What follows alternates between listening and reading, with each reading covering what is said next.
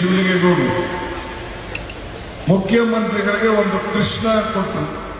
ಕೃಷ್ಣನ ಒಂದು ದೊಡ್ಡ ವಿಗ್ರಹ.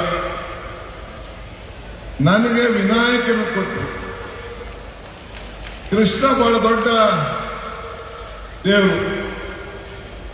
ವಿನಾಯಕ ಎಲ್ಲ ವಿಘ್ನಗಳನ್ನ ನಿವಾರಣೆ ಮಾಡುವಂತ ವಿನಾಯಕನನ್ನು ನನಗೆ ಕೊಟ್ಟರು. ವಿಜಯಕ್ಕೆ ನಾಯಕ ವಿನಾಯಕನ ಕೂಡ. ಸೊ ಅದಕ್ಕೆ ಅವರಿಗೆ ನಾನು ಅಭಿನಂದನೆಗಳನ್ನ ಧನ್ಯವಾದಗಳನ್ನ ಅರ್ಪಿಸಲಿಕ್ಕೆ ನಾನು ಬಯಸ್ತಾ ಇದ್ದೇನೆ. ನಮ್ಮ ಹಳ್ಳಿಲಿ ಒಂದು ಮಾತು ಹೇಳ್ತಾರೆ, ನೇಗಿಲು ಉಳಿದೆ, ನೇಗಿಲನ್ನ ಉಳಿಲಿಲ್ಲ ಅಂದ್ರೆ ಯಾವ ಭೂಮಿನೂ ಫಲ ಕೊಡುವುದಿಲ್ಲ. ಹಂಗೆ ಇವತ್ತು ಏನು ಕನಸನ್ನು ಕಂಡು